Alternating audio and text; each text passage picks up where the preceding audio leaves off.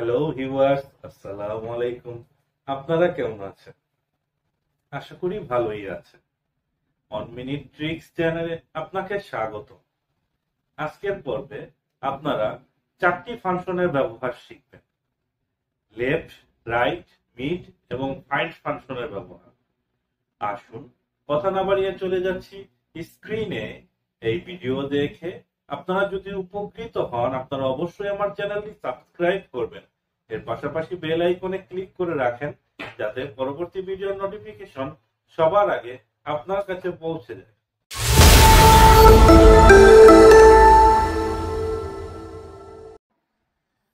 আজকের পর্বে আমরা শিখব 4টি ফাংশন: লেফট, রাইট, মিড এবং ফাইন্ড ফাংশনের ব্যবহার।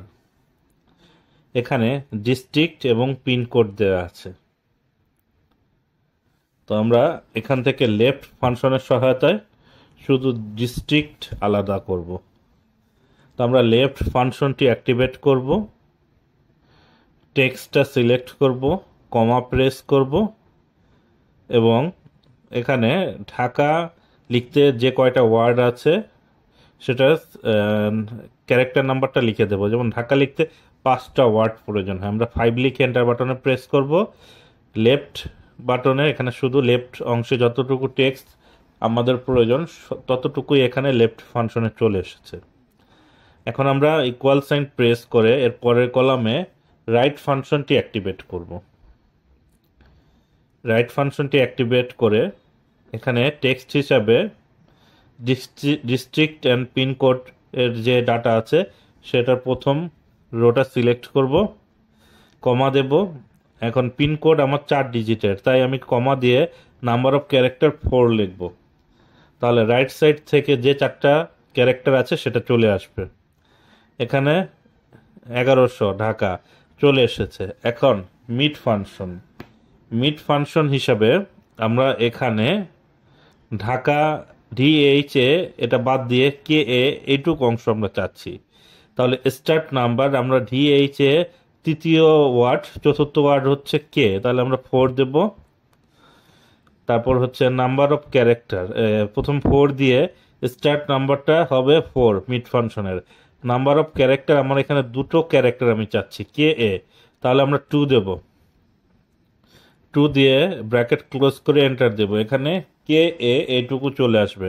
অর্থাৎ যে কোনো টেক্সট থেকে আপনারা মিডিল অপশন এভাবে বের করতে পারেন। তারপর ডাটাটা ফিল হ্যান্ডেল করে দেব।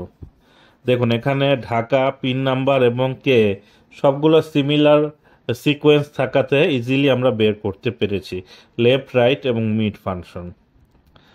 এখন দেখবেন আপনার ফাইন্ড ফাংশনের ব্যবহার। যখন আপনাকে এই ধরনের ডাটা দেয়া হবে, একাধিক টেক্সট আছে যেখানে কোনোটা সিকোয়েন্স ঠিক নেই, অর্থাৎ ঠিক নেই বলতে যার যার নামের অনুসারে দেয়া আছে, যেমন চাপাই নবাবগঞ্জ, তারপর হচ্ছে হাইপেন দিয়ে 6341। তো এই ক্ষেত্রে আমরা কি করব, লেফট ফাংশনটি অ্যাক্টিভেট করব। লেফট ফাংশনটি অ্যাক্টিভেট করে আমার আশুলিয়া কিন্তু 7, আমি যদি 7 লিখে এন্টার দিই, দেখুন এখানে কোনোটার ক্ষেত্রে পুরো নাম আসতেছে, কোনোটা সংক্ষিপ্ত নাম। তো এই ক্ষেত্রে আমরা কিভাবে সমাধান করব, আমরা লেফট ফাংশনের সাথে ফাইন্ড ফাংশনটি ইউজ করব। ইকুয়াল সাইন প্রেস করে লেফট লিখব, তারপর টেক্সট হিসাবে প্রথম রোটি সিলেক্ট করব C2, তারপর কমা দিয়ে ফাইন্ড ফাংশনটি অ্যাক্টিভেট করব। FIND লিখে ট্যাব বাটন প্রেস করে ফাইন্ড ফাংশনটি অ্যাক্টিভেট করব। আমরা যখন এখানে ফাইন্ড ফাংশনটি অ্যাক্টিভেট করতে পারবো তখন এখানে আর্গুমেন্ট চাচ্ছে ফাইন্ড টেক্সট। আমরা ডাবল কোটেশনের ভিতরে হাইপেন সিলেক্ট করে কমা দেব, তারপর C2 এই লেখাটি সিলেক্ট করে কমা দেব। এখন স্টার্ট নাম্বার হিসেবে আমরা অন দিয়ে দেব, অর্থাৎ এখানে হাইপেন যেখানে আছে এই টেক্সট থেকে, সেখান থেকে এইটুক অংশ আমাকে ফাইন্ড করে আলাদা করে দেবে, অর্থাৎ বাদ দিয়ে দেবে। এখন এইখানে ফাইন্ড ফাংশনে আমার হাইপেনটা আমাকে ফাইন্ড করে দিছে। আমরা যদি -1 করে দেই, লাস্ট ব্র্যাকেটটি উঠিয়ে, আমার এখানে আশুলিয়ে থাকবে, অর্থাৎ যে টেক্সট যতটুকু দরকার ততটুকুই থাকবে, বাকিটুকু আমি ফাইন্ডের মাধ্যমে রিপ্লেস করে দিয়েছি, মানে ব্ল্যাঙ্ক হিসেবে রিপ্লেস করে দিয়েছি। দেখুন চাঁপাইনবাবগঞ্জ এখানে এসেছে। তাহলে এই ধরনের ডাটাবেজের ক্ষেত্রে আপনারা লেফট ফাংশনের সাথে ফাইন্ড ফাংশনটি ব্যবহার করবেন।